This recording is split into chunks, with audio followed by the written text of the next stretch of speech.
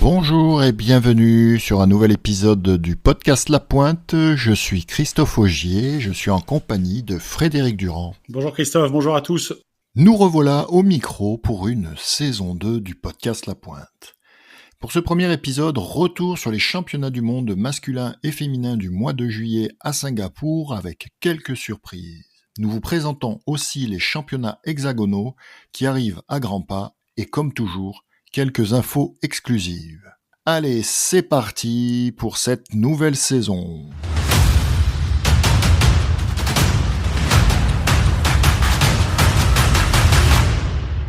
Nous voilà repartis pour une saison 2 du podcast La Pointe après quelques semaines d'arrêt où nous avons pu recharger nos batteries pour attaquer une nouvelle saison. Et le monde du water-polo ne s'est pas arrêté pendant que nous profitions des transats et du soleil, puisqu'il y avait les championnats du monde qui se sont déroulés à Singapour du 11 au 24 juillet concernant le water-polo. Et ensuite, vous savez qu'un championnat du monde ne s'arrête pas qu'au water-polo, puisqu'il y a aussi la natation, le plongeon et la natation artistique, et notamment, petit salut, on va faire une petite parenthèse à Léon Marchand qui a battu le record du monde du 200 mètres cap nage. Frédéric, ravi de te retrouver à ce micro. Donc, on va commencer par l'équipe de France féminine qui est participée au championnat du monde. Et malheureusement, contrairement un peu aux ambitions que nous annonçait l'entraîneur Lucas Heurtier et Emma Vernou dans nos épisodes précédents, petite désillusion quand même pour la France qui finit 12e de ces championnats du monde et avec des résultats pas très reluisants. On avait évoqué le match clé qui faisait basculer du bon ou du mauvais côté contre les Anglaises. Et puis, à l'instar des matchs de préparation des Françaises qui avaient été battues 2 fois par l'Angleterre, elles ont à nouveau pas réussi à passer le cap. Et puis, après une défaite très lourde contre l'Espagne, qui était un peu prévisible, 23-6, la France avait battu l'Afrique du Sud 13-6. Et puis s'est incliné donc dans ce match couperé contre l'Angleterre 12-9, ce qui nous enlève de la course potentielle au top 8. En tout cas, ça nous fait croiser avec une équipe beaucoup plus coriace que si on avait battu l'Angleterre. Et donc, on s'est retrouvé dans un 8e de finale avec la Grèce. Oui, une équipe donc française qui finit dans son groupe à la 3e position, puisqu'elle n'a pu remporter qu'une seule victoire, donc en 8e de finale contre la Grèce. La France s'incline lourdement 23-9. Bon, on verra ensuite le destin de la Grèce dans ce championnat du monde, mais voilà, tout de suite, l'équipe de France qui s'arrête au 8e de finale et qui devra donc jouer les places de 9 à 12. Ouais, 9-12, donc elles ont eu 2 matchs à jouer. Elles ont joué la Chine, qui nous a mis quand même une petite fessée, 18-6. Et puis ensuite, en match de fin de tournoi, on retrouve à nouveau nos meilleurs ennemis, les Anglaises. Et puis on s'incline à nouveau en accentuant un petit peu le score. On finit à -5, 14-9. Ce qui fait que la France finit 12e. Sachant qu'elles avaient gagné un match en poule, elles ne pouvaient plus jouer de 13-16. Donc leur mini-championnat de 9-12, malheureusement, se termine par la moins bonne place, la 12e place. Derrière, il y a la Croatie, l'Argentine, l'Afrique du Sud et Singapour. Et on fait un championnat du monde... c'était somme toute prévisible, hein. On n'arrive pas à battre l'Angleterre. Donc, et quand tu as l'Angleterre dans ton groupe, si tu la bats pas et que tu as un très gros comme l'Espagne, tu vas forcément croiser avec un autre gros de l'autre côté, à savoir la Grèce. Et puis, on n'est pas au niveau de ces équipes-là. On n'était pas au niveau de la Grèce aux Jeux Olympiques, hein. On a perdu le fameux match où on perd de 7 buts. Et puis, là, on a pris une fessée 23-9 qui montre un petit peu l'écart qu'il y a avec les grosses nations. Alors peut-être je te propose, Frédéric, de juste donner quand même la composition de cette équipe, illustrer les joueuses qui se sont rendues à Singapour. Donc on avait dans le but Pazifae Martino Perret, Lara Andrés en numéro 2, en numéro 3 Jade Bougrara, en numéro 4 Eline Kilic Pegouri, numéro 5 Erika Hardy, doyenne de cette équipe avec 28 ans. En numéro 6, Lily Vernou, 17 ans donc, à l'inverse, la plus jeune joueuse de cette équipe de France. En numéro 8, Valentine Heurtaud. Numéro 9, Emma Vernou. Numéro 10, Lou Jean-Michel. Numéro 11, Tiziana Raspo. Numéro 12, Camille Radoslajevic. Numéro 13, Esther Lefebvre. Numéro 14, Ariana Banchi. Numéro 15, Myriam Ouchache. À noter que cette équipe de France, on avait parlé avec Lucas et Emma aussi, était relativement jeune, hein, puisque sur ces 15 joueuses, 2 joueuses donc plus âgées, hein, donc Myriam Ouchache avec 27 ans et Erika Hardy avec 28. Et toutes les autres ont entre 17 ans et 22 ans. Donc une équipe relativement jeune qui, on l'espère, aura pris de l'expérience pour les tournois et les matchs internationaux à venir et que malgré cette désillusion, on aura de plus beaux jours devant nous et qu'on aura plaisir à commenter des victoires de l'équipe de France. Ouais, c'est difficile d'exister. Il nous manquait au moins Aurélie Battu, Juliette Dalluin et Maya Raikro pour espérer quand même un meilleur résultat. C'est 3 joueuses quand même importantes et qui étaient toutes les 3 au jeu. Il y a eu, j'ai lu, il y a une petite polémique sur les réseaux sur l'absence de Ben Legbir, notamment de Lille, qui est la meilleure buteuse du championnat. Il faudra qu'on ait peut-être un nouvel épisode avec Lucas pour savoir un petit peu ce qu'il en est, etc. Je ne vais pas parler d'une désillusion parce qu'il n'y avait pas beaucoup non plus d'illusions, il ne faut pas se mentir non plus. Et écoute, elles finissent à la 12e place. Je ne sais pas si tu gagnes de l'expérience, mais écoute, c'était bien de participer, c'est sûr, mais les résultats restent quand même très, très, très en deçà du top niveau mondial. Donc je te propose, Frédéric, de revoir un petit peu les différents groupes et les différentes équipes qui composaient ce championnat du monde féminin et en donnant un petit peu les classements de ces groupes. Donc dans le groupe 1, nous avions l'Australie qui finit donc avec 3 victoires, l'Italie, 2 victoires, 1 défaite, la Nouvelle-Zélande, 1 victoire, 2 défaites, et Singapour, le pays hôte, qui finit avec 3 défaites dans cette première phase de groupe. Dans le groupe B, nous avions USA, 3 victoires, Pays-Bas, 2 victoires, 1 défaite, Chine, 1 victoire, 2 défaites, Argentine, 3 défaites.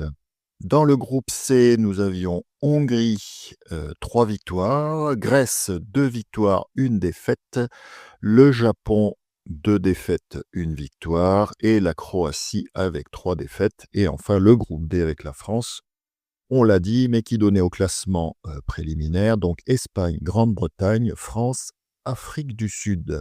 On a quand même quelques surprises dans ces championnats du monde, hein, que ça soit féminin et on y reviendra après sur les garçons, puisque dès qu'on a attaqué un petit peu les phases finales, on avait donc en quart de finale, le premier quart de finale, Australie-Grèce. Donc Australie qui avait fini première de son groupe et Grèce qui avait fini deuxième. Et donc là, victoire des Grecs, 8-7. 8-7 au buzzer, hein, Christophe, j'ai vu la fin du match. Il y a 7-7, les Australiennes attaquent. Il y a une espèce de faute à l'envers, un peu, pas au milieu du bassin, mais pas loin. Et puis, elles attaquent à 2 contre 2, les Grecs. Et puis, il y a une fille qui déclenche un shoot qui passe sous le bras de la gardienne à 1 seconde de la fin qui les qualifie. Donc, ça aurait pu aller au péno, mais les Australiennes avaient les cartes en main, en tout cas, pour aller au péno. Elles auraient pu geler le ballon jusqu'à la fin. Mais elles se font souffler la qualif à la dernière seconde, donc par ce but de la joueuse grecque. Ouais, on verra l'importance de ce match pour la suite du championnat grec. Deuxième quart de finale, on avait USA-Japon, et là, balade des Américaines, 26-8. Troisième quart de finale, un match sur le papier un peu plus serré, forcément, Hongrie-Italie. Rappelons que l'Italie avait perdu contre la France aux Jeux Olympiques, 12-9 pour les Hongroises, et quatrième quart de finale, Espagne-Pays-Bas, donc victoire des Espagnols, 15-13. Oui, Espagne-Pays-Bas, qui est le remake de la finale des Jeux Olympiques, hein, où les Espagnols s'en étaient sortis. Et puis là, écoute, bis repetita, puisque l'Espagne passe les Pays-Bas. Difficile toujours d'avoir cette finale olympique en quart de finale déjà d'un championnat du monde. Les Espagnols qui enlèvent de la course au podium, la course aux médailles, les Pays-Bas, et qui continuent leur tournoi. Demi-finale à suivre, donc Grèce, USA d'un côté contre Hongrie-Espagne de l'autre. Et donc dans cette première demi-finale, la Grèce s'impose 14-10 contre les Américaines. On sait que l'équipe américaine est une équipe toujours compliquée à battre et très présente dans les différents championnats. Et donc les Grecs qui s'imposent 14-10 et qui se projettent donc du coup sur la finale. Ouais, les USA qui ont régné sur le polo, qui ont régné sans partage sur le polo féminin, qui ont gagné 3 titres olympiques de suite, des titres mondiaux, avec une marge quand même à chaque fois assez conséquente, donc qui est un petit peu en retrait parce que, elles ont eu le départ de joueuses aussi, importantes, mais elles sont quand même toujours dans la course, hein. On a expliqué le fonctionnement du water-polo aux États-Unis avec ce système universitaire. Et ben écoute, les Grecs qui, 14-10 quand même, c'est à ce niveau-là, sur une demi-finale, c'est pas un match où tu trembles jusqu'à la dernière minute. Donc la Grèce qui, vogue, j'allais dire tranquillement, mise en confiance par cette victoire contre l'Australie et donc qui se qualifie pour la finale et qui sécurise au moins la médaille d'argent. Je vais en profiter donc, puisqu'on parle des Américaines, pour donner quand même un petit résultat, puisque les championnats du monde féminin U20 viennent de se terminer, je crois que c'était au Brésil, et les Américaines qui prennent la médaille d'or contre l'Espagne, donc en s'imposant 16-15. Le polo féminin américain étant ce qu'il est, l'objectif de la victoire au jeu à la maison, je pense que tout le pays et tout le polo, américain est tourné vers ça. Donc, tu vois, le vivier est là puisque les U20, c'est l'antichambre, hein. C'est des filles donc de 20 ans qui auront donc 23 ans, 23 ans 2028. Tu rajoutes à ça, les joueuses actuelles qui finissent 4e de ce championnat du monde. Donc évidemment, il faudra comme toujours compter sur les Américaines à Los Angeles en 2028. C'est pas une grande surprise, mais elles sont toujours là. On voit déjà avec cette médaille en U20, plus effectivement cette 4e place, avec le départ que tu annonçais des joueuses, bon, ça laisse augurer effectivement, enfin on sait qu'elles vont forcément se préparer pour prendre le titre olympique à Los Angeles, à domicile, sans aucun doute. La Grèce qui s'est aussi illustrée sur ses U20 féminines, puisqu'elles prennent la 3e place en s'imposant contre l'Italie 10-7 également. Donc deux nations à suivre pour les années à venir, là. La Grèce qui a été une place forte du polo masculin, qui a fait sa mue, sa révolution il y a un bon moment maintenant et qui, petit à petit, gagne du terrain et puis se positionne comme un candidat réel à tous les podiums des compétitions dans lesquelles il participe. Écoute, on s'aperçoit que les filles, on va en parler après avec le résultat de ce championnat du monde, mais les filles se positionnent grandement aussi et petit à petit, grignotent l'écart, hein. Avant le polo, c'était quand même surtout États-Unis, Australie, Hongrie, Italie, grosso modo, Espagne. Et puis, la Grèce, s'infiltre et se s'immisce dans ce groupe-là et va bien souvent maintenant, sur les podiums, voire même au bout des compétitions. Ouais.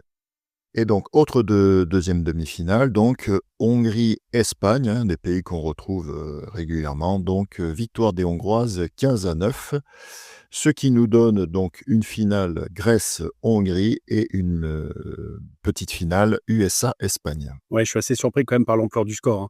Les Espagnols sont championnes du monde en titre, championnes olympiques en titre. 15-9 à ce niveau-là, c'est quand même une petite fessée. Je voyais pas les Hongroises sortir les Espagnols et pas de cette manière-là en plus. Donc, écoute, gros résultat de la Hongrie. Et puis, écoute, je te laisse nous annoncer la finale. Donc, finale Grèce-Hongrie, victoire quand même pas très large, mais quand même, je veux dire, 3 buts, c'est pas rien. Donc, victoire des Grecs 12-9 contre les Hongroises. Ouais, mais donc je reviens sur mon résultat de la Hongrie face à l'Espagne. Des Hongroises confiantes, je voyais pas forcément les Grecs les passer. Et puis, écoute, la Grèce décroche la timbale pour la 2e fois, hein. Elles ont été championnes du monde en 2011 à Shanghai. Ça faisait 14 ans qu'elles n'avaient pas eu ça, mais 2e titre. Pavlidis, l'entraîneur qui a gagné la Champions League avec Olympiakos en 2021, qui entraîne cette équipe nationale et qui a réussi tant au club qu'en sélection. Écoute, c'est un pays, moi je suis fan de ce pays au niveau du polo parce que c'est un pays qui fait pas de bruit, qui travaille très bien chez les jeunes, chez les garçons, chez les filles, qui est toujours là, qui a amorcé un travail il y a longtemps avec un vivier qui est toujours permanent Puis, la Grèce qui est un petit pays de 10 millions d'habitants, hein, excelle et puis, place quand même cette sélection, sur le toit du monde, ce qui est quand même pas rien. Bravo à elle. Belle performance et c'est vrai qu'on n'aurait pas forcément misé, sur la Grèce, pour aller chercher cette médaille d'or. Dans la petite finale, match, extrêmement serré et finalement, les Spagnardes, finissent par, s'imposer, face aux Américaines 13-12, dans un match, très engagé et je pense, forcément, quand on est à ce niveau-là, déception des Américaines, du coup, qui ne se retrouvent pas sur le podium. Ouais, ça nous fait donc un classement, général, donc Grèce, Hongrie, Espagne dans cet ordre-là pour le podium. Ensuite viennent les Américaines, les Pays-Bas, l'Australie. Mais tu vois l'Australie à quoi ça se joue, hein, ce petit but à la dernière seconde. Tu es 6e, mais tu peux très bien tu es 6e en ayant perdu au buzzer contre les premières. Mais c'est la loi du haut niveau. L'Italie, le Japon qui pointe le bout de son nez quand même, hein, qui est juste là. La Chine, la Nouvelle-Zélande, l'Angleterre, donc la France, on l'a vu à la 12e place et ensuite la Croatie, l'Argentine, l'Afrique du Sud et enfin Singapour qui ferme la marche pour son premier tournoi, de niveau mondial à domicile. Voilà, donc c'était, un beau championnat du monde, hein, comme à chaque fois, assez indécis finalement et puis, quelques surprises, dont la Grèce effectivement qui, comme tu l'as bien dit, est montée sur le toit du monde, à Singapour. On clôture donc l'épisode féminin pour basculer du côté masculin où on a eu, pareil, un magnifique tournoi avec des surprises, en poule. Avec des résultats finaux, un peu surprenants et sur un match effectivement, dès qu'on a passé le cut, et on attaque les huitièmes de finale, on se dit que tout est possible et on l'a vu, avec les équipes féminines on va le voir aussi avec les équipes masculines, avec quelques résultats surprenants. Côté donc, groupe A, on avait donc dans ce groupe, dans l'ordre final de classement, donc, l'Italie qui finit avec 3 victoires, la Serbie deuxième, 2 victoires, 1 défaite, la Roumanie avec 2 défaites, 1 victoire et l'Afrique du Sud quatrième avec 3 défaites. Dans le groupe B, un groupe, assez relevé puisqu'on avait l'Espagne, qui finit invaincu avec 3 victoires, la Hongrie deuxième, donc 2 victoires, 1 défaite, forcément défaite contre l'Espagne. Le troisième, Japon avec, 2 défaites, 1 victoire et l'Australie, surprenant, mais quatrième avec 3 défaites. Dans le groupe C, USA, 3 victoires, Brésil, 2 victoires, 1 défaite, Canada, 1 victoire, 2 défaites et Singapour, 3 défaites. Donc là, c'était un peu le groupe, de qualification pour les Jeux olympiques, de l'Amérique, hein, USA, Brésil, Canada quasiment, donc ils se sont retrouvés. Et dernier groupe, le groupe D, la Croatie qui finit avec 3 victoires, le Monténégro 2 victoires, 1 défaite, la Grèce 1 victoire et 2 défaites. Et on verra l'importance de ces classements. Et quatrième, la Chine avec 3 défaites. Ouais, écoute, l'écrémage classique des poules et puis, pour toutes ces nations, la véritable compétition commence, à partir des huitièmes de finale. Enfin, les équipes qui finissent premières de leur groupe sont déjà exemptes d'un match et puis, ensuite, la vraie compétition, sortir des poules, c'est le minimum syndical qu'on demande à ces équipes-là et la vraie compétition démarre ensuite. Complètement. Donc on avait donc les premiers de chaque poule, on l'a pas dit, du côté féminin, mais c'était le cas aussi. Donc les premiers de chaque poule se retrouvaient directement qualifiés pour les quarts de finale. Ce qui nous donnait donc en huitième de finale un Brésil-Grèce, donc victoire facile des Grecs, 17-5. Un Monténégro-Canada avec victoire facile aussi du Monténégro 22-10. Le troisième, huitième de finale, donc on avait un Serbie-Japon 21-14. On sait que les Japonais sont toujours compliqués à jouer et dans les matchs de poule, si vous voulez un peu plus de détails, je vous invite à regarder un peu les résultats sur internet. Mais qui a titillé, les grosses nations, mais là qui s'incline face à la Serbie et on sait que dès qu'on attaque les matchs à élimination directe, la Serbie, répond, très souvent présente, malgré des fois son classement. Et Roumanie-Hongrie dans ce dernier huitième de finale, victoire des Hongrois, 15-11. Oui, dans ces huitièmes de finale qui opposent en fait des grosses nations, mais qui ont chuté sur un match dans leur poule, ce qui les oblige à jouer en huitième de finale contre des pays généralement qui ont fini troisième de leur poule.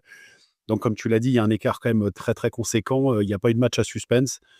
Ça fait un match de plus à jouer quand même pendant que les autres se reposent. Est-ce que c'est bien? Est-ce que c'est pas bien? Il est à noter aussi que c'était donc en dehors de la Coupe du Monde à Oradea. C'est la première vraie compétition officielle qui se déroule en bassin de 25 mètres avec les nouvelles règles. Donc 25 mètres, 28 secondes d'attaque, 18 secondes de zone plus. Ça a occasionné, je pense, c'est une des raisons pour lesquelles il y a un nombre de buts un peu plus important que ce qui se pratique d'habitude. Et puis, on va rentrer vraiment, vraiment maintenant, une fois que le deuxième écrémage a eu lieu, là, vers des quarts de finale, qui sont toujours les matchs qui te font jouer malheureusement de 5 à 8 ou qui te font rentrer dans les podiums. Donc, je te laisse nous annoncer les quarts. Ouais, ouais, et puis c'est effectivement assez, ça peut être assez sévère du coup, parce que si on perd ce match-là en quart, tout de suite, bon, on va le voir, mais ça peut avoir de conséquences importantes sur le classement. Donc, 1er quart de finale, Italie-Grèce. Donc, tu parlais du rythme de match, et ben, la Grèce qui s'impose assez facilement et de façon un peu surprenante, je trouve quand même, parce que bon, ça reste l'Italie. 17-11, donc l'Italie qui était invaincue dans son groupe et qui, du coup, là, se retrouve tout de suite à jouer l'écart et porte de sortie pour la suite. Dans ce match qui a été marqué par un très très mauvais geste de Yoki Grata sur Argyropoulos. On a vu les images qui sont claires, où Argyropoulos s'en tire très très bien parce que, écoute, il peut lui casser les dents, il peut lui casser le nez, il peut lui casser tout le visage en fait. Avec je te prends par le bonnet et puis je te remonte le genou en plein visage, alors que l'autre s'y attend pas et l'autre a aucun moyen de se défendre. Pour moi, c'est scandaleux. C'est pas la première fois que Okirata le fait. Il l'a fait sur Papanastasiou. Il a eu des excuses à la télévision après qui sont ridicules et qui sont inacceptables. La fédération a été extrêmement clémente par rapport à ce genre de geste-là, parce que moi, c'est 1 an de suspension directe de sélection.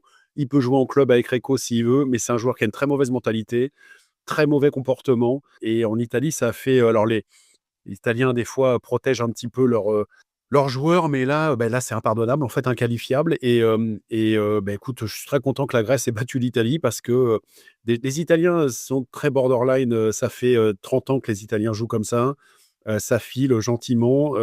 Et en fait, ils ont beaucoup, beaucoup d'arguments largement supérieurs à ça pour devoir se contenter de ce genre de truc.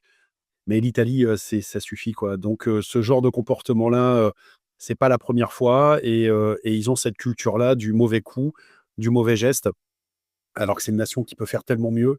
Et donc la Grèce, écoute, a profité de cette aubaine-là, mais la Grèce a pas nécessairement besoin d'un 4 minutes plus P pour battre l'Italie, hein. La Grèce, c'est une très grosse équipe. On n'est pas habitué parce qu'on parle toujours des usual suspects, comme on dit l'Italie, la Hongrie, de ça, mais la Grèce est là, hein. Moi, quand il y a un Grèce-Italie, c'est du 50-50. Et puis écoute, les Grecs ont saisi leur chance et sortent l'Italie de la course au podium et le sport a gagné. Je suis très content de ça. C'est pas normal ce qui s'est passé sur ce match-là et les conséquences, écoute, il a fait perdre son équipe, Yoki Grata, donc il peut faire les conférences de presse qu'il veut, mais c'est scandaleux.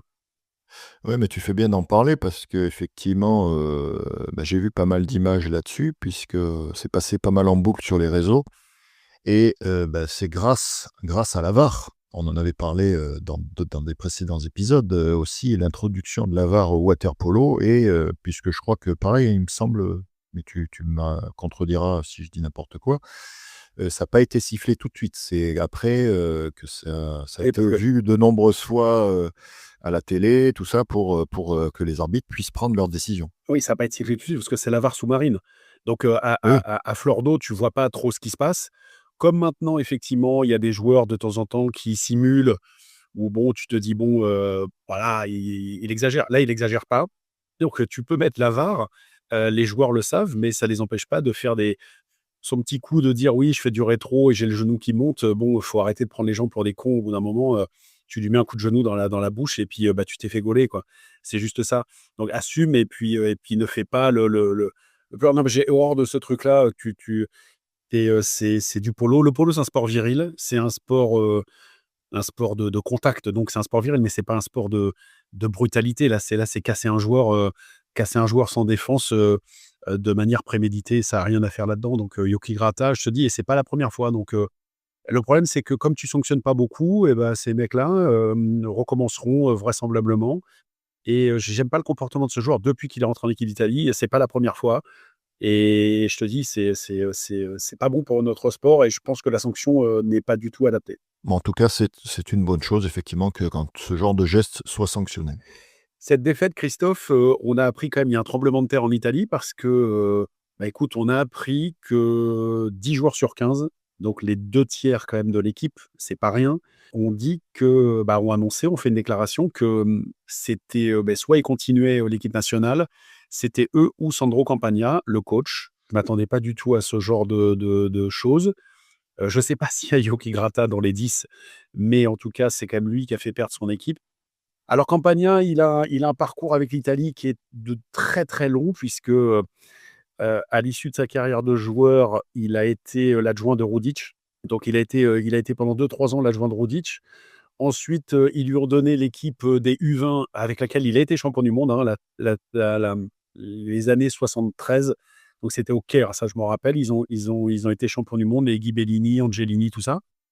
Et puis ensuite, ils lui ont donné les A. Avec les A, il a quand même fait, médaille d'argent au championnat d'Europe à Budapest, hein, derrière la Hongrie. Et puis ensuite, bah, écoute, vu le bon boulot qu'il avait fait, les Grecs ont voulu le prendre pour les Jeux olympiques d'Athènes. Il est allé avec la Grèce aux Jeux olympiques d'Athènes où ils finissent 4e. C'était la première fois que les Grecs rentraient dans le top 4 et ils sont à un cheveu de gagner le bronze contre la Russie chez eux. L'année d'après, à Montréal, en 2005, il fait le bronze mondial. Donc, ils battent la Croatie. C'est la première médaille de l'histoire de la Grèce, au polo, en battant la Croatie.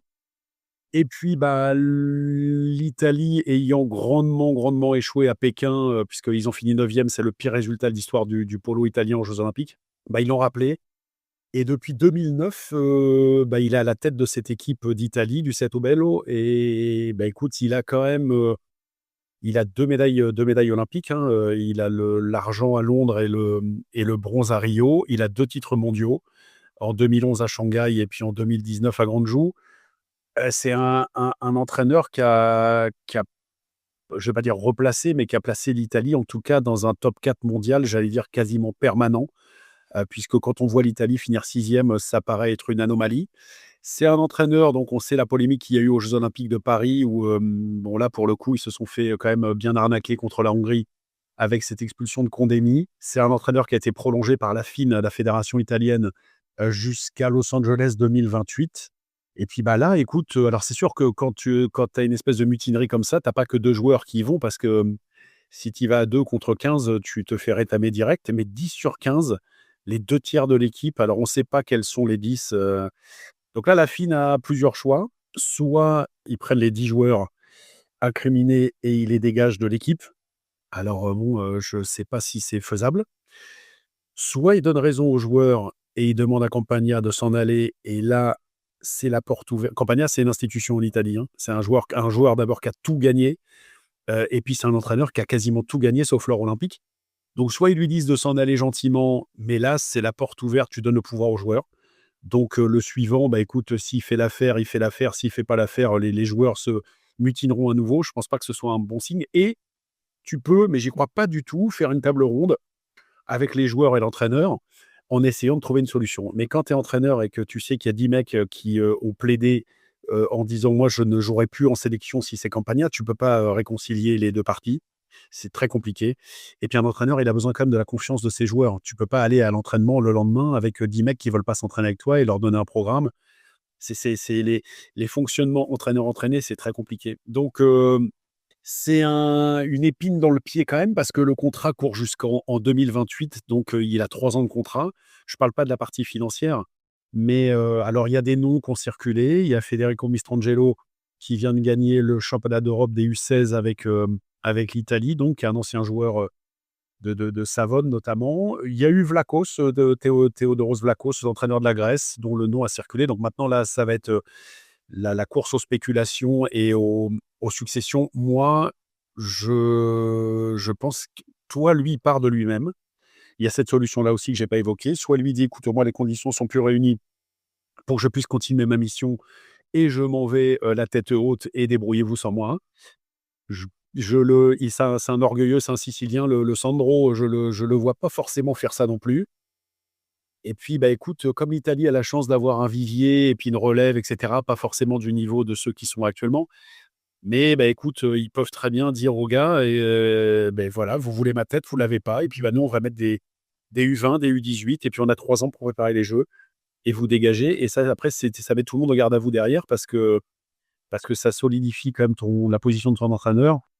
Voilà, écoute, je sais pas, on va voir les développements à suivre, mais ça fait un buzz, énorme. Ça fait un buzz énorme en Italie, comme tu peux l'imaginer et voilà, on s'attendait pas à ce genre de choses. Oui, mais au-delà peut-être de la rébellion des joueurs, bah, justement, bah, tu as bien fait, cette transition-là parce que j'allais évoquer peut-être un peu une fin de cycle pour l'Italie, peut-être, bon, on sait que les entraîneurs, bon, ça gagne, là, tu as évoqué tout ce qu'il a apporté à cette équipe, italienne, ce qu'il a pu apporter à l'équipe de Grèce, je pense qu'il a contribué forcément aussi à la faire progresser, mais bah, à un moment, voilà, ça fait un peu plus d'une décennie. Bah, disons Tout le monde que s'essouffle, quoi, donc oui, oui, quand tu prends une équipe en 2009 et que tu vas jusqu'en 2028, 19 ans, à 19 ans, une équipe nationale, j'ai pas d'autres, alors je connais pas tout évidemment, mais j'ai pas d'autres, références comme ça dans les sports co, tout pays confondu. Je m'aperçois quand même que, les entraîneurs avant, ils faisaient un cycle olympique et suivant le résultat qu'ils avaient à ce cycle olympique-là, bah, ils étaient prolongés ou pas et cetera et cetera. Là, maintenant, tu t'aperçois que Tukac, l'entraîneur de la Croatie, il est là depuis 2014, donc ça et il a signé jusqu'en 2028, donc ça fera 14 ans. Vlachos, pareil, 2014, il va jusqu'en 2028, ça fait 14 ans aussi. David Martin, je ne sais pas exactement entraîneur l'équipe d'Espagne, mais ça fait un bon moment aussi qu'il est là, hein. Ça doit faire une dizaine d'années. Bon après 10 ans, c'est pas 19 ans, hein. Mais oui, après Campagna, je pense qu'il court après l'or olympique, ce qui est la seule chose qui manque. Honnêtement, ils avaient une bonne fenêtre, une bonne opportunité, quoique à Paris 2024, il a en travers de la gorge ce qui s'est passé et là-dessus, il a raison sur le quart de finale avec, le DS de Condémy, qui n'en était pas une. Maintenant, effectivement, tu as un essoufflement parce que, voilà, tu repars toujours avec les mêmes. Maintenant, les joueurs durent très longtemps, donc les joueurs, tu peux les avoir en équipe nationale de 18-19 ans à 36-37 ans, donc tu fais quasiment 20 ans en équipe nationale avec le même coach. Donc oui, il y a une usure, mais bon, la FIN l'a prolongé. Est-ce que tout ça serait sorti si l'Italie avait passé la Grèce et avait fait un podium? Je sais pas, hein. C'est de même Campagna que le dernier championnat du monde, il perd les cha il fait médaille d'argent en perdant le titre à 3 secondes de la fin, sur l'égalisation de la Croatie. Il aurait pu être à nouveau champion du monde. Bon, je sais qu'il est raide, hein, le Campagna, c'est pas un facile, mais bon, écoute, c'est voilà, on n'a pas tous les tenants et les aboutissants. 19 ans, c'est long, mais c'est rare quand même, que ça soit projeté comme ça de manière, publique, que les 2 tiers d'une équipe veuillent plus de toi, c'est quand même, il y a pas de signe avant-coureur, en fait. Donc s'il y avait eu ça après les Jeux, tu vois, à la limite, ils repartaient pas sur un cycle, mais là, bon, enfin à suivre et puis ça va alimenter un petit peu les gazettes locales. oui, mais on suivra ça et on évoquera, voilà, peut-être les avancées ou les informations qu'on pourra, glaner sur cette affaire. Bah, du coup, on a quand même un deuxième quart de finale, Espagne-Monténégro, donc victoire, facile, hein, là, pour le coup, 14-5, 14-5 quand même, contre le Monténégro, donc Espagne-Monténégro 14-5, belle claque, pour le Monténégro, là. Ouais, c'est une tôle, hein, 14-5 en quart de finale. Alors c'est pas le Monténégro peut-être d'avant, quand il y avait les Ivovic, les Janovic, tout ça, Zlokovic. Mais 14-5, ouais, ça fait tâche quand même un peu et écoute, l'Espagne qui se rend la route assez facile, tu lâches pas trop de gomme, c'est pas un match au couteau qui se finit au penalty donc victoire très facile en effet. 3e quart de finale, USA-Serbie, donc victoire aussi, relativement facile pour la Serbie, contre les USA. Rappelons que les USA avaient fini, 3e aux Jeux olympiques. Bon, les Serbes, champions olympiques. Mais là, bah, 14-9, pour les Serbes qui sont toujours, aussi redoutables, dans ces phases finales. Alors les US quand même par rapport à Paris 2024, il y a plus, Ben Alloc, la pointe, qui jouait à Rico, qui était quand même un sacré point d'ancrage et d'appui. Bowen n'était pas là. Alors je ne sais pas si c'est des joueurs qui se ressourcent et qui font un petit reset et qui vont repartir à l'assaut de Los Angeles 2028. Mais je ne sais pas s'il y avait Dobé aussi. Donc les USA, c'est une très bonne équipe évidemment, mais quand tu commences à leur enlever des pièces maîtresses comme ça, et puis la Serbie, toujours l'éternelle Serbie qui est compliquée à manœuvrer. Donc bon, résultat logique sur le vainqueur, le score un peu large, mais écoute, un peu prévisible quand même. Dernier quart de finale, Croatie-Hongrie, donc Croatie qui avait fini premier de son groupe, Hongrie qui avait fini deuxième. Et là, pareil, comme le premier quart, et la Hongrie qui s'impose 18-12. Assez surprenant aussi, parce qu'on sait que les Croates sont plutôt solides. Là, quand même, 6 buts, c'est pas rien dans 5 quarts de finale. C'est le remake de la demi-finale des Jeux, hein. Les Croates avaient battu les Hongrois en demi-finale à Paris. Je suis très surpris quand même parce que 6 buts à ce niveau-là, c'est un gouffre. Déjà, à partir de 3 buts, ça commence à être beaucoup à ce niveau-là, mais 6 buts, je ne voyais pas du tout. C'est évidemment des matchs très indécis, mais l'ampleur du score est assez surprenante. La Hongrie, toujours un peu imprévisible avec des talents naturels. Et puis, quand les planètes s'alignent, les Hongrois sont redoutables. Des fois, ils pêchent un peu par excès de confiance ou par gourmandise. Mais là, quand même, 6 buts d'écart contre les Croates, ouais, c'est une victoire très, très, très, très probante et un signal à envoyer un petit peu à tout le monde. Alors, je te confirme que Hannes Dobé était présent sur ces championnats du monde, côté OK. américain. OK, donc il manquait Alok, il manquait que Alok et Bowen, ce qui est pas rien quand même. Du coup, on bascule sur les demi-finales. Donc, premier match, Grèce-Espagne. Victoire des Espagnols 11-9. Ouais, alors 11-9 au pénalty.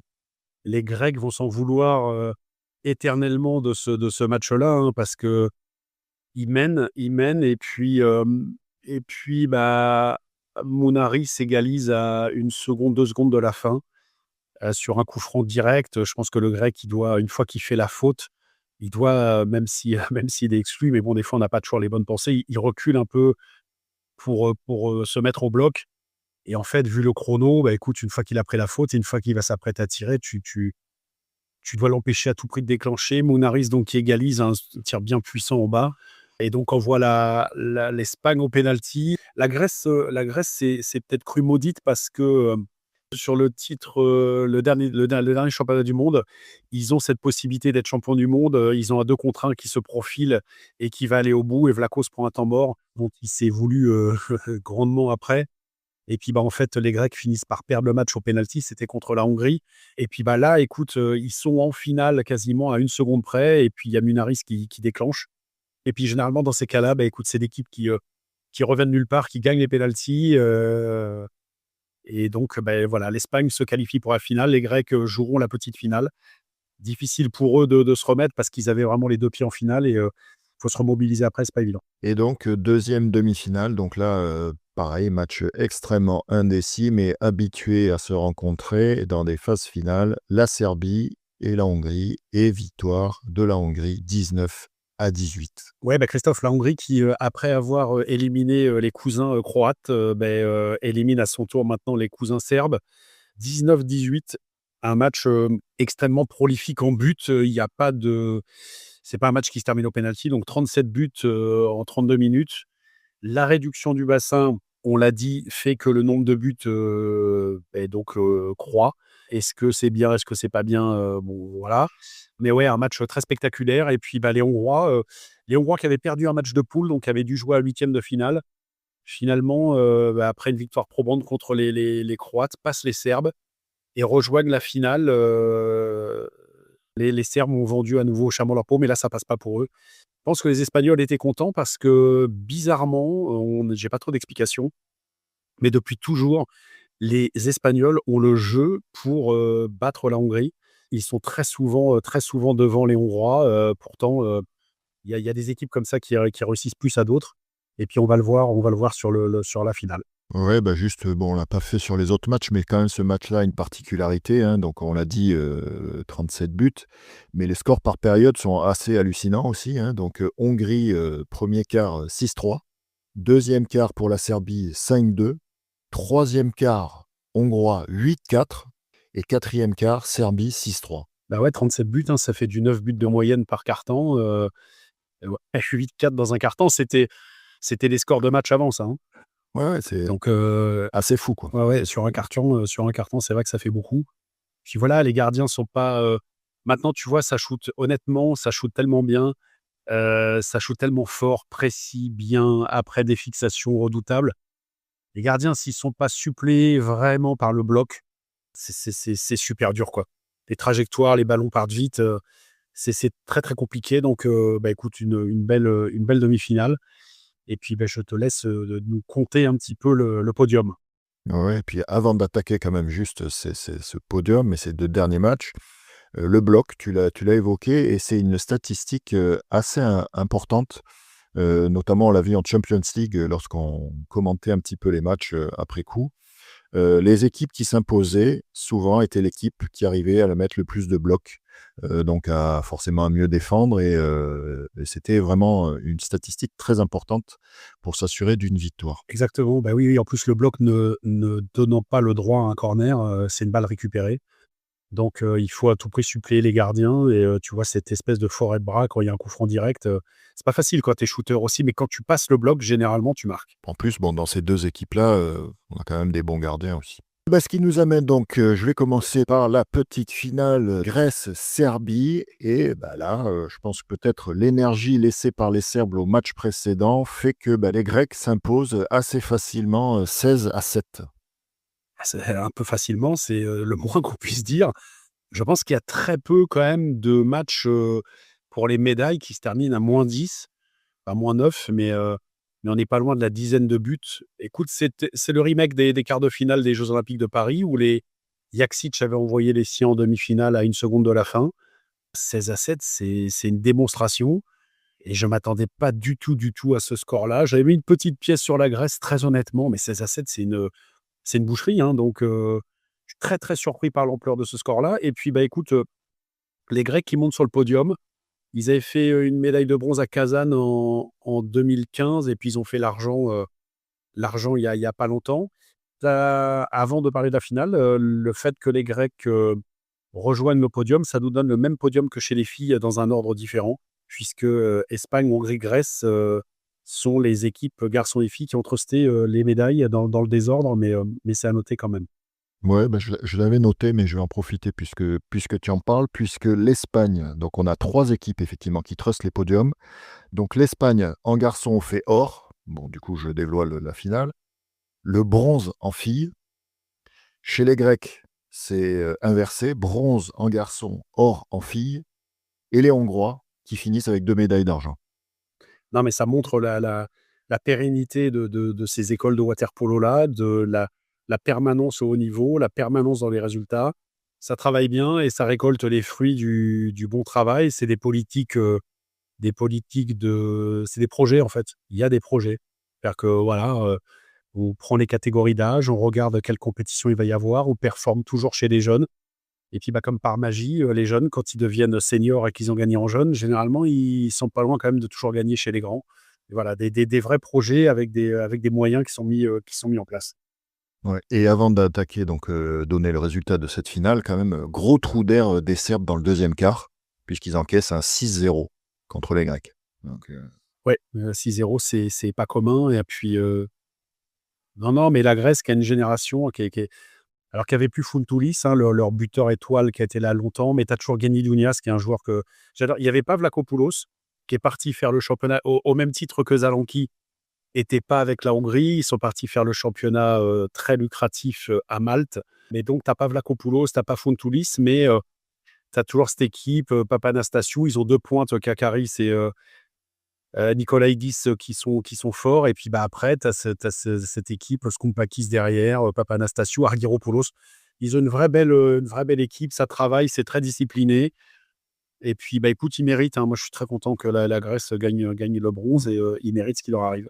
ouais, et puis Kalogiropoulos, c'est un joueur, qui rejoindra, le championnat français l'année prochaine puisqu'il a signé à Marseille et donc, qui est, médaillé de bronze aux championnats du monde. Du coup, on nous bascule sur ce dernier match, la finale, presque tant attendue, je dirais, hein, des habitués de ces moments-là. Espagne-Hongrie, et tu l'as dit, bah, l'Espagne qui est peut-être été bien contente de jouer la Hongrie et qui s'impose 15-13 bah, dans un match où le dernier quart a bien compté, puisque l'Espagne remporte ce dernier quart-temps 6-3 quand même. En fait, l'Espagne, ils ont les ingrédients pour aller haut. Pour aller haut, il te faut d'abord un bon gardien. Donc, ils ont Aguirre, qui est vraiment un très, très bon gardien, qui est très solide. Ils ont un point d'appui devant qui est Taoul, qui est un rocher, qui est très costaud, très massif et donc qui oblige quand même les défenses adverses à défendre à l'intérieur. Et puis après, tu as une brochette de shooters. Tu as un astre qui est Granados et tu as une brochette de shooters, Sanaoura, la finale qu'il fait, il met 5 buts. Très, très dur toujours de jouer quand tu es droitier poste 2, mais qui a une qualité de shoot, une fluidité qui est impressionnante. Granados, Mounaris et donc bon, tu as toujours les autres, hein, Larumbe, Bill, tout ça, mais ils ont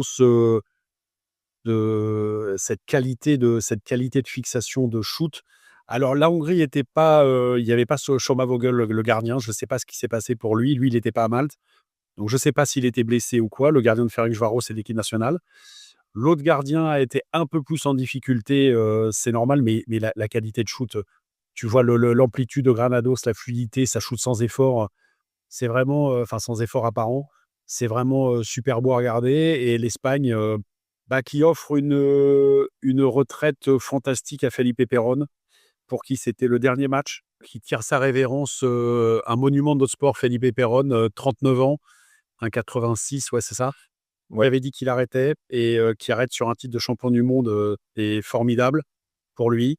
C'est mérité, un joueur qui a alterné les présences avec le Brésil, aux Jeux de Rio et puis avec l'Espagne et puis qui a fait 20 ans à Barceloneta. Vraiment une équipe d'Espagne rayonnante qui a pris le pas sur la Hongrie, comme je te l'avais dit, qui a un jeu qui perturbe la Hongrie, depuis longtemps et un petit peu la bête noire des Hongrois. Ouais, puis une belle émotion pour Felipe Perón, hein, dernière danse, comme on dit maintenant aussi, qui finit bah, ses championnats du monde, champion du monde. Au niveau des championnats du monde, il a quand même 2 médailles d'or, 2 médailles d'argent et 3 médailles de bronze. Il manque à cette équipe d'Espagne de manière un peu inexplicable un podium olympique depuis 96 en fait. Et oui. L'Espagne a une permanence, on va dire, depuis 1980 au très haut niveau. Et puis, bah, écoute, ils ont fait 2 podiums aux Jeux, en 92 l'argent, tout le monde s'en rappelle, contre l'Italie et en 96 Atlanta l'or. Et depuis, ils ont des titres de champion du monde. C'était le 4e titre de l'Espagne de champion du monde. Donc l'Espagne a gagné de mémoire 98 et 2001. C'était la fin de la génération, Estiart était encore en 98, mais c'était la fin de la génération, Gomez, Garcia, Roland, Sanz, tout ça. Donc ils ont gagné ces 2 titres-là et puis, bah, ils en ont gagné 2 autres assez, récemment. Donc ils ont 4 titres de champion du monde, tu vois? Des podiums, des médailles, mais aux Jeux, ils n'y arrivent pas. Il y a pas d'explication.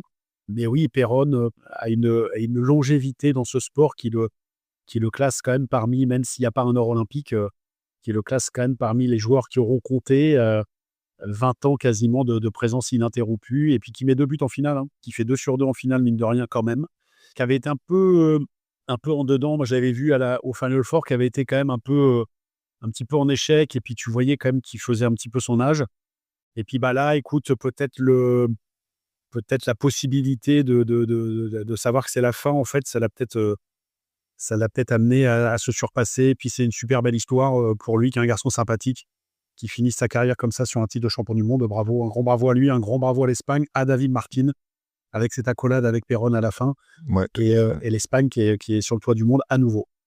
Ouais, ouais, et puis bah, peut-être que l'Espagne se disait qu'ils étaient peut-être aussi en mission pour clôturer peut-être le beau palmarès de ce joueur qui compte. Et petite, si je dis pas de bêtises non plus, c'est plutôt un petit gabarit quand même, hein, on n'en voit plus, c'est quelque chose qui se fait rare dans notre sport. C'est un taureau, hein, par contre, hein. Il est pas 1,95 m, mais je sais, j'ai pas exactement, mais il doit quand même faire son 83-4, mais il fait 100 kilos, hein. C'est un buffle. Oui, mais je veux dire, maintenant, on a quand même beaucoup de joueurs, très longilignes, Ouais, des lianes. quand même, mais voilà. On a des lianes, mais lui, il fait partie de cette génération, un peu plus ramassée, on va dire. Alors, tu sais que c'est un petit peu mon dada, mais c'est important, et je pense qu'il faut en extraire, les un petit peu la moelle, on va dire, de notre sport, donc les statistiques, du water polo. Donc, j'ai pu relever que dans ce championnat du monde, au total, il y avait eu 321 exclusions. Donc là, je ne parle uniquement que du masculin, parce que j'ai pas eu, les statistiques au niveau féminin. C'est quand même 20 de plus qu'au championnat du monde 2023, donc on l'expliquait aussi peut-être, aussi avec les nouvelles règles. Et tu vois, Que Christophe, je te coupe, mais les 5 mètres, c'est quasiment 20 de distance à faire en moins. 30 mètres que tu avais à faire, si tu enlèves 20 ça fait 24 mètres. Donc tu t'aperçois qu'avec 5 mètres de moins à nager, bah, tu as 20 d'exclusion en plus. Est-ce que tu as 20 de but en plus? Alors ça, je sais pas, mais en tout cas, il y a quand même dans ces exclusions, malgré je peux contredire peut-être un peu ce que tu dis, parce qu'il y a 23 d'exclusions en moins sur le champ de jeu, on va dire, puisque 72 des exclusions se fait au niveau de la pointe. Oui, mais ça, la pointe, ça a toujours été l'endroit préférentiel pour obtenir des exclusions. Mais il est évident que quand tu as 5 mètres de moins à nager, tu arrives plus vite en attaque, plus souvent en attaque et tu as plus souvent le loisir de donner la balle en pointe. Donc, le nombre d'attaques, si tu avais, 15 attaques par période, tu en as plus 15 maintenant, tu en as plus. Donc tu en as plus, donc tu as plus de moyens de donner la balle en pointe et donc tu as plus d'exclusions. Ça, c'est Ouais, sûr. ouais. Et on est sur un total de 1 280 buts inscrits dans ce championnat du monde. En combien de matchs? J'ai pas compté les matchs par contre, Et mais à mon avis, tu es nettement au-dessus des moyennes, d'avant, hein. Ça, c'est je des ah bah matchs oui, des matchs à 19-18, des matchs à 16-15, il y malgré 23-8 et cetera qu'il y a eu dans les matchs de poule, ouais, il y avait forcément. pas ça avant, donc écoute, Oui, oui. il y a plus d'équipes, plus de matchs, donc Est-ce que c'est ce que les dirigeants voulaient avec, cette réduction du bassin, augmenter le nombre de buts? Est-ce que le nombre de buts, qui augmente, fait penser que la qualité de jeu augmente? Ça, par contre, je suis pas sûr.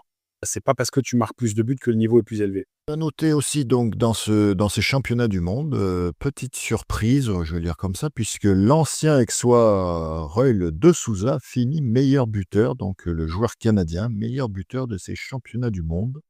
Côté, de l'équipe du Monténégro, on a plusieurs joueurs qui évoluent dans le championnat de France, donc 2 gardiens, Tesanovic et Andrich, donc qui quittent Montpellier et on avait donc la présence de Gardasevic, le joueur de Strasbourg.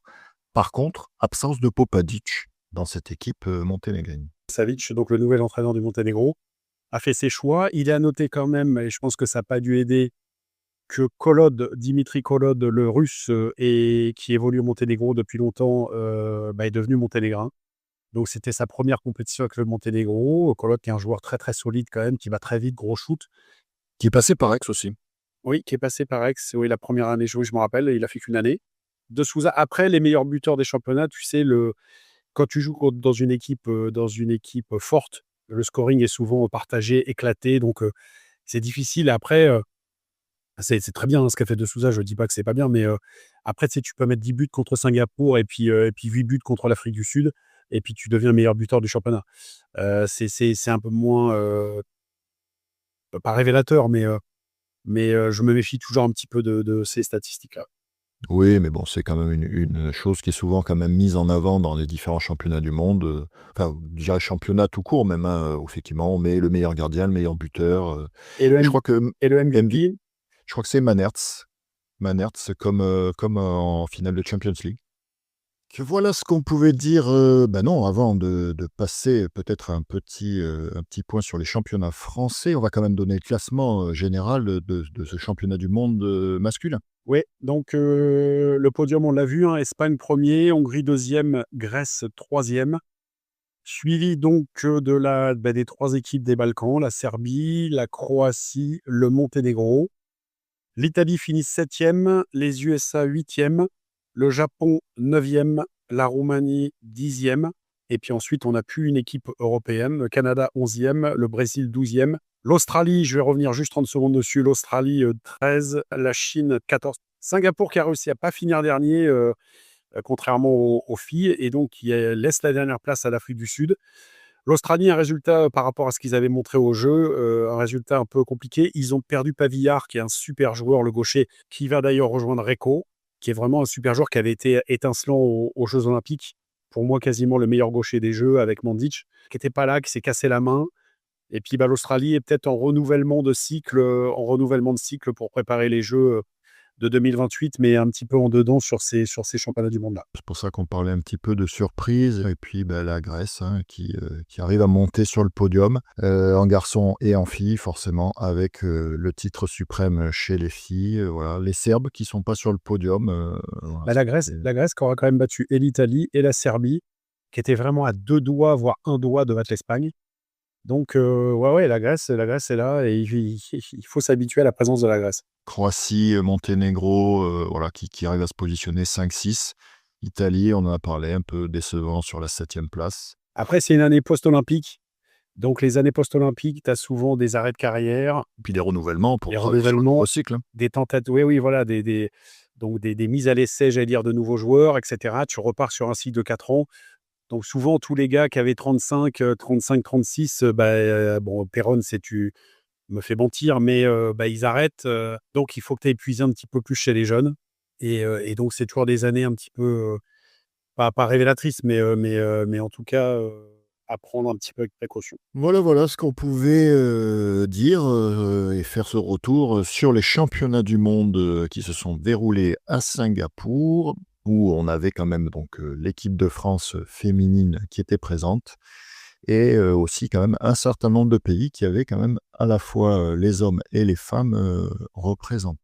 C'est bientôt la reprise, donc on bascule sur le territoire hexagonal avec donc les différents championnats qui vont pas tarder à reprendre, avec quelques particularités cette année, mais on va y revenir dessus avec Frédéric. Donc ça commence par le championnat élite masculin, donc qui reprend cette année le 13 septembre et avec 9 clubs.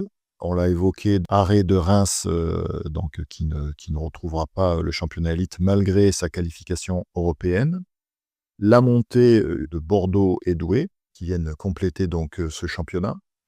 En élite féminine, championnat qui reprendra le 4 octobre uniquement avec 7 clubs, puisque Saint-Jean d'Angély ne s'engage pas dans ce championnat élite, et arrêt de l'INSEP, donc les 2 championnats principaux seront en équipe impair, donc assez surprenant. La Nationale 1 masculine reprendra le 27 septembre avec 12 clubs. La N1 féminine reprendra le 4 octobre avec 8 clubs. Et la N2 masculine reprendra elle aussi le 4 octobre avec 2 poules. Une poule A avec 8 clubs et une poule B avec 7 clubs, dont certains clubs ont été repêchés assez étonnamment, je trouve, puisque ce n'est pas sportivement qui se sont qualifiés pour cette montée, mais en difficulté pour trouver des clubs pour participer à ces championnats et s'engager dans des niveaux supérieurs. Donc c'est un peu embêtant, et j'en profite pour une info que j'avais vue passer, mais peut-être tu as peut-être plus d'éléments, Frédéric, là-dessus. Mais je crois que c'est, je ne sais plus si c'est en Hongrie ou un championnat comme ça, où la fédération qui versait des sommes aux clubs assez conséquentes quand même en début de saison, ne le faisait pas, ou c'est peut-être en Espagne, et que ça pouvait peut-être provoquer quelques difficultés sur les saisons à venir. Donc affaire à suivre aussi peut-être à ce niveau-là. J'ai pas d'infos là-dessus, Christophe. Par contre, on a donc un championnat élite masculine avec 9 équipes. Donc les chiffres impairs donnent évidemment un calendrier bancal, hein, puisque tu as un exempt à chaque journée. Donc c'est quand même un casse-tête pour trouver des dates. Donc tu as une équipe qui joue pas tous les week-ends. Idem chez les filles. Donc je m'aperçois quand même qu'on a de plus en plus de clubs qui décident de pas s'engager. Donc là, c'est le cas de l'arrêt de l'INSEP, c'est comme ça, mais Saint-Jean d'Angély a décidé de pas s'engager en élite et donc va dans la division du dessous. Ce qui fait que tu as un championnat féminin avec 7 équipes. Donc pareil, la même problématique avec un exempt à chaque journée. Bon, la N1, c'est la seule division, grosso modo, qui reste stable avec 12 équipes, puisque donc on a Bordeaux et Douai qui ont décidé de prendre la place en élite, fort heureusement, j'allais dire, parce que sinon, là, ça serait encore un peu plus compliqué. On a Reims qui a disparu. La seule, entre guillemets, satisfaction que j'ai par rapport à Reims, c'est que tout le monde a trouvé un point de chute. Donc, on avait des points d'interrogation sur David Babic qui va à Zadar, donc qui retourne chez lui en Croatie. On avait Debi qui est parti à 7. Et on a Nicolas Missy qui est parti à Granville. Donc, tout le monde a retrouvé quelque chose à faire, j'allais dire. Et donc, bon, c'est triste de voir un club disparaître, mais il n'y a pas trop de monde sur le carreau. Mais c'est dommage quand même que Reims, à l'issue de la saison la plus saison historique pour eux, s'ils avaient fini dernier du championnat de manière un peu lamentable et que la mairie décide de ne pas les suivre, bon. Mais là, quand tu es européen, j'ai du mal à comprendre un petit peu ces choix-là. Mais bon, c'est comme ça. Écoute, donc on aura un championnat il va donc nous proposer Marseille, Strasbourg, Aix, Montpellier, Sète, Taverny, Nice, Bordeaux et Douai. Écoute, on va voir ce que ça donne, mais je pense qu'on n'est pas trop à risque d'évoquer certainement, très certainement Cavalier Sol de Marseille. Et puis, bah écoute, on verra. Chez les filles, le Cavalier Sol de Lille devrait se poursuivre. On espérera quand même que Nancy réduise l'écart. Au niveau des transferts chez les filles, on a Valentine Orto qui quitte Lille pour aller à Toulon. Donc c'est une bonne pioche quand même pour le club entraîné par Raphaël Pirat, une bonne recrue. Ça fait une Française de moins à Lille, mais bon, qui rejoint son sud natal puisque c'est une Marseillaise et donc qui va évoluer à Toulon.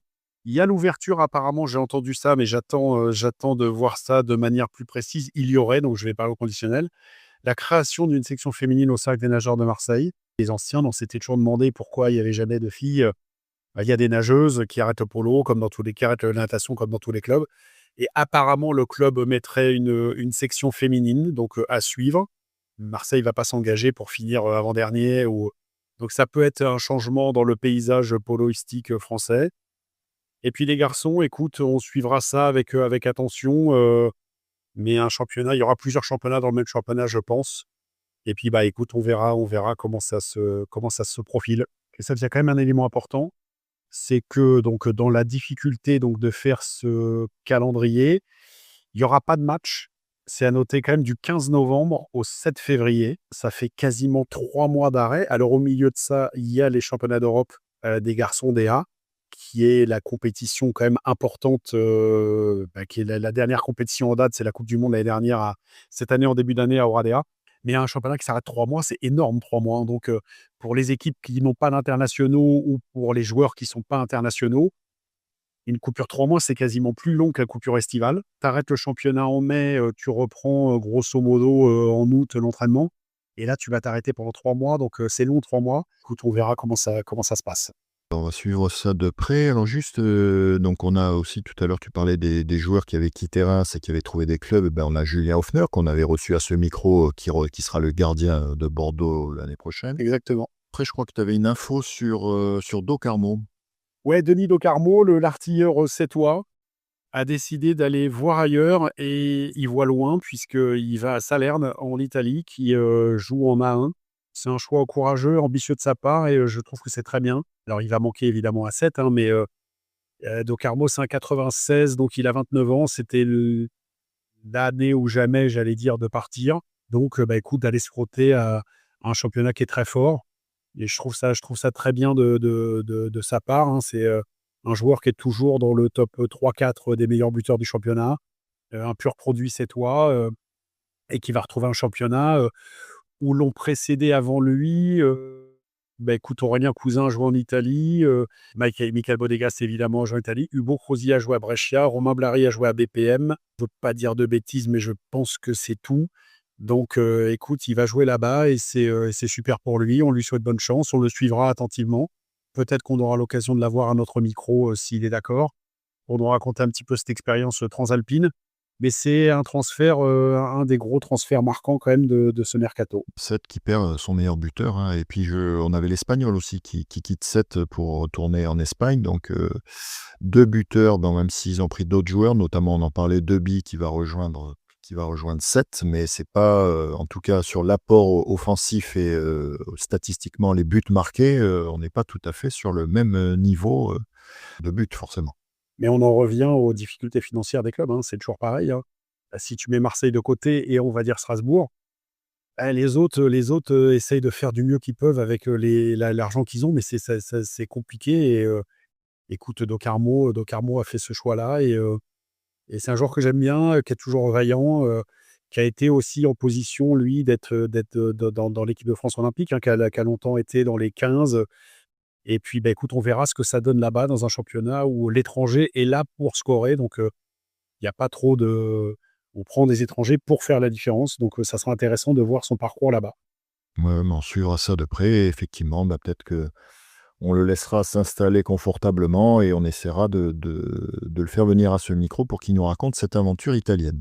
Une info quand même juste aussi pour revenir sur la nationale 1, donc non négligeable, l'INSEP est bien inscrit sur le calendrier N1, donc on ne sait pas encore avec qui, mais en tout cas, ils font partie du calendrier. Ouais, alors écoute, avec quel joueur, avec quel entraîneur? Alors, ça sera pas Thibaut Simon. Je ne sais pas si Thibaut Simon était un candidat, mais on a appris que Thibaut Simon rejoignait la VGA Saint-Maur. Donc, Thibaut Simon sera l'entraîneur de Saint-Maur cette année. On avait parlé de Lucas Heurtier. On ne sait pas ce que Lucas Heurtier, ce que sera son sort à la tête de l'équipe nationale féminine. Est-ce qu'il sera conservé? Est-ce qu'il sera remplacé? On ne sait pas. Donc, quid de l'INSEP masculin? Quel joueur, quel entraîneur, quel projet? Je ne sais pas du tout. On devrait avoir des infos. J'ose espérer quand même que s'ils se sont inscrits dans la division, c'est qu'ils ont quand même réfléchi à tout ça aux joueurs et à l'entraîneur. Puis, bah, écoute, ça va nous faire un championnat intéressant. On peut penser que Monaco, vu qu'ils ont fini 3e l'année dernière et que les deux premiers, Douai et Bordeaux, sont montés en élite, que Monaco fera partie des favoris. Mais Monaco perd donc le petit Matteo Agrefilo qui part à Montpellier dans le cadre notamment de son école de kiné. Ils perdent très certainement Louis Anteriminé qui part en Italie, le gaucher, et Dario Danowski qui partirait à Marseille. Donc ils ont enregistré, j'ai eu l'info hier seulement, la venue de Théo Barzotelli qui quitte Nice pour aller à Monaco. C'est une info importante aussi quand même. Nice qui va être en difficulté quand même parce qu'ils perdent Barzotelli et ils perdent Sacha Sigvalt qui a décidé d'arrêter. Donc, comme ils n'ont pas un banc stratosphérique, ils perdent 2 joueurs, c'est beaucoup. On verra ça, on verra Monaco, l'INSEP, tout ce. On fera un point sur le mercato parce qu'il y a pas mal d'infos qui arrivent, mais on n'a pas encore tout de bien ciblé. Et puis, bah, écoute, on va vivre une nouvelle saison en espérant qu'elle soit palpitante. On espère aussi. Pour finir un peu l'épisode, on a quand même une petite actualité encore, c'est les championnats du monde U18 à Oradea en Roumanie, où une équipe de France est engagée. Ouais, donc les U18 sont à Oradea. Donc je te donne rapidement les groupes, hein. Le groupe A, Grèce, Hongrie, Italie, Hollande. Le groupe B, Serbie, Espagne, Monténégro, Croatie. Alors, il ne faut pas avoir le déséquilibre des groupes. En fait, les groupes, les 2 premiers groupes, c'est les 8 premiers. Et ensuite, les autres intégreront les groupes des 8 premiers, mais c'est pas un déséquilibre des groupes. Le groupe C, donc le groupe de la France, Pologne, Roumanie, Turquie, France. Donc, ça va être assez intéressant. Et le groupe D, le dernier groupe, Malte, la Géorgie, l'Ukraine, l'Allemagne. Donc, on suivra nos petits Français qui sont là-bas en espérant de performer et d'apporter un petit sourire. J'ai une info aussi, mais au conditionnel. Donc, je précise bien au conditionnel pour pas qu'on me dise quoi que ce soit après.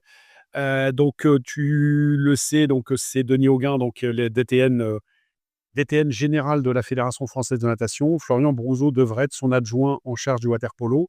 Et on aurait le retour de Vieko Kobechak à la tête, cette fois-ci, de l'équipe de France masculine de water-polo, entraîneur en chef, et donc de Florian Brouzeau à la DTN.